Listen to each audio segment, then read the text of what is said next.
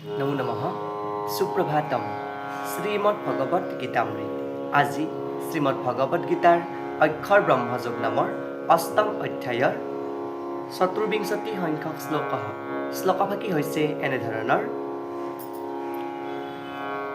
অগ্নিৰ্জ্যোতিৰঃ শুক্লঃ ষণ্মাসা উত্তৰায়ণম তত্ৰ প্ৰয়াতগচ্ছন্তি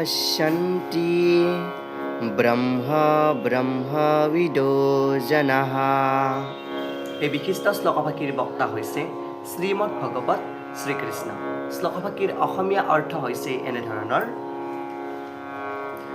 পৰব্ৰহ্মজ্ঞানী লোকসকলে অগ্নিদেৱতাৰ প্ৰভাৱতে থকা সময়ত, পোহৰত থকা সময়ত, দিনত শুভ্ৰক্ষণত বা শুভক্ষণত, শুক্লপক্ষত সূৰ্যৰ উত্তৰায়ণৰ ছমাহত দেহত্যাগ কৰি ব্ৰহ্মতত্ত্বকে লাভ কৰে বুলি কোৱা প্ৰসংগত ভগৱান শ্ৰীকৃষ্ণই সখা অৰ্জুনৰ আগত এই বিশিষ্ট শ্লোকভাগীৰ অৱতাৰণা কৰিছে।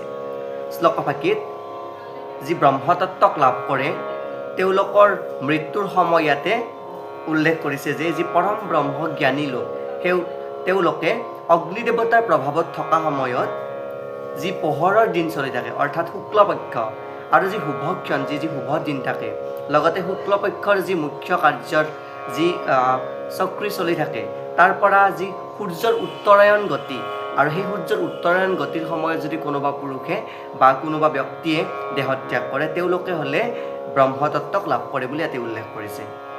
আৰু এই প্ৰসংগত ভাষ্যকাৰে ইয়াতে ব্যাখ্যা কৰিছে যে অগ্নি, পোহৰ, দিন, শুক্লপক্ষ আদিৰ উল্লেখৰ দ্বাৰাই ইয়াকে বুজাব বিচাৰিছে যে যিসকলে একোজন অধিষ্ঠাত্ৰী দেৱতা আছে আৰু সেইসকলে জীৱৰ আত্মাটোৱে তেনে গতি লাভ কৰে তাৰ ব্যৱস্থা কৰে বুলি কৈছে।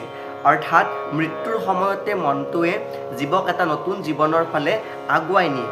যদি নিজ ইচ্ছা অনুসাৰেই হওক বা ঘটনাক্ৰমেই হওক তেওঁলোকে নিৰ্দিষ্ট সময়ত কোনোবাই দেহত্যাগ কৰিব পৰা ক্ষমতা লাভ কৰে আৰু তেওঁলোকে সেই কোনো পক্ষ নিৰ্বিশেষে ব্ৰহ্মজ্যোতি লাভ কৰে বুলি কৈছে আৰু সেই শুভ ক্ষণৰ কথা তেওঁ জানে বুলিও কৈছে।